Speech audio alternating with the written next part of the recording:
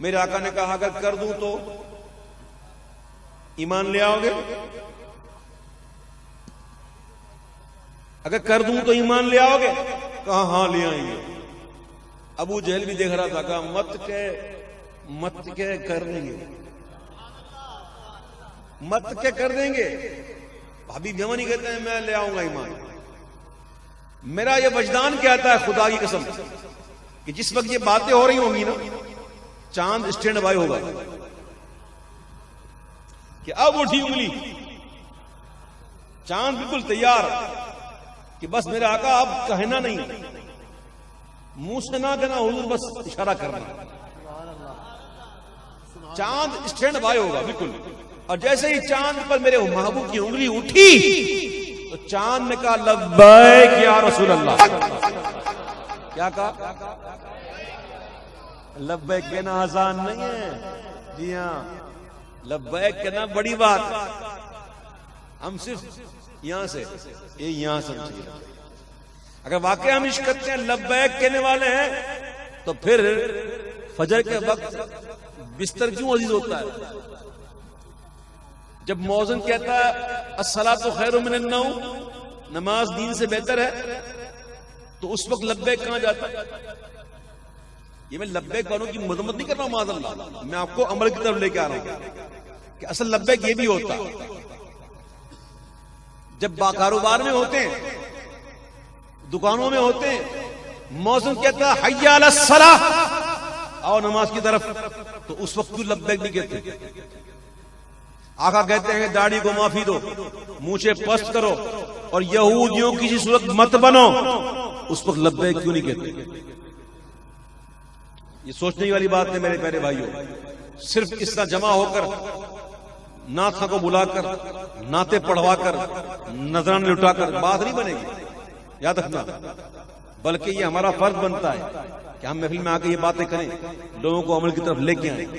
اور محفل میں آنے کے بعد الحمدللہ ہم نے دیکھا ہے کئی لوگ ایسے ہیں الحمدللہ جن کی زندگی بدل گئی، جو پہلے نماز نہیں پڑھتے تھے الحمدللہ محفل میں آ کر نماز پڑھتے ہیں الحمدللہ، اور چہرے پر سنت کے مطابق داڑھی بھی آ گئی، سر پہ امامہ بھی آ گیا الحمدللہ۔ محفلیں ہوتی اسی لیے ہیں کہ لوگوں کو عمل کی طرف راغب کیا جائے۔ تو ہم کہیں گے انشاءاللہ لبیک لبیک لبیک یا رسول اللہ، لبیک لبیک لبیک یا رسول اللہ، لبیک لبیک لبیک یا رسول اللہ۔ چاند دو ٹکڑے ہو کر تصدق ہوا، لبیک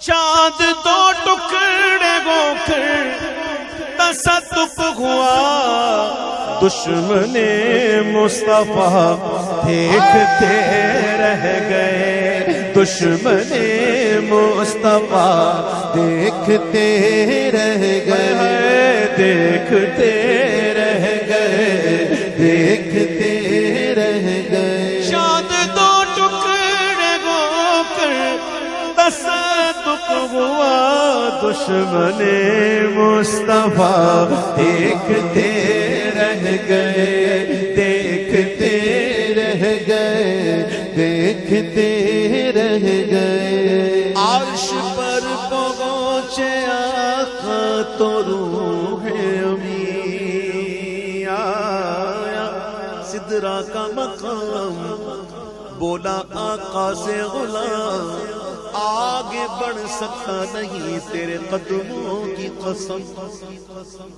رک گئے روح الامین تو بولے یہ سرور، تیری منزل گئے یہی، آگے اب جائیں گے غور۔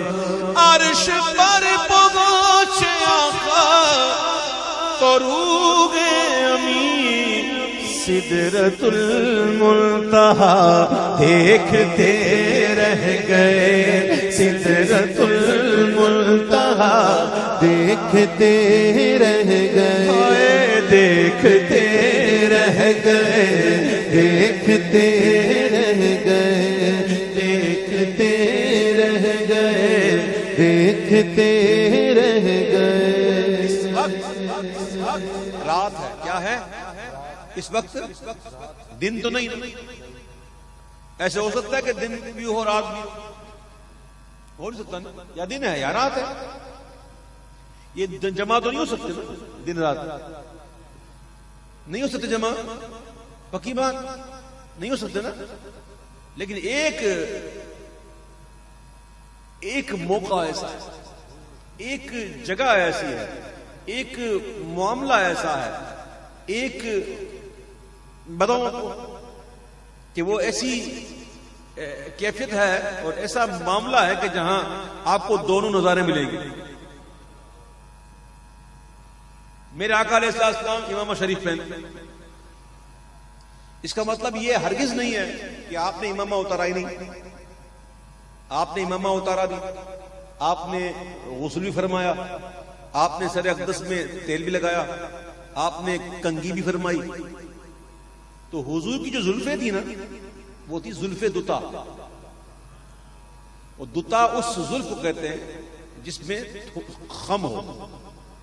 تو حضور کی زلف جو تھی وہ خمدار، سیدھی خمدار، بالکل گنگیالی نہیں، بالکل سیدھی بھی نہیں، سیدھی خمدار. تو جب زلفیں حضور کے چہرے پر آ جاتی، جب حضور کے چہرے پر زلفیں آ جاتی اور چہرہ چھپ جاتا، اور پھر آپ جب کنگھی فرماتے اور جب چہرہ نکلتا، آئے ہائے، زلف کیا ہے؟ واللیل اذا سجا، چہرہ کیا ہے؟ والضحا. غزالی زماں کا کلام ہے، وہ کہتے ہیں کہ روئے روشن پہ زلف سیاہ دیکھ کر،